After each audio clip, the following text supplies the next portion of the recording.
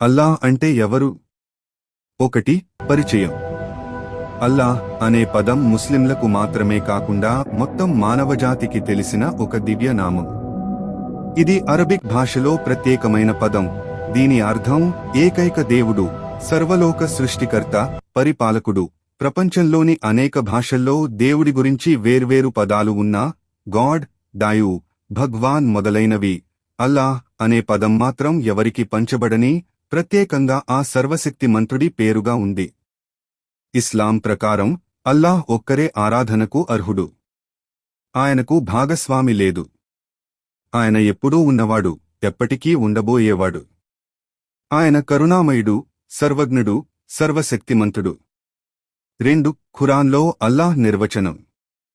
ఖురాన్లో అనేక చోట్ల అల్లాహ్ యొక్క లక్షణాలు మరియు సృష్టిపై ఆయన అధికారం గురించి వివరించబడింది.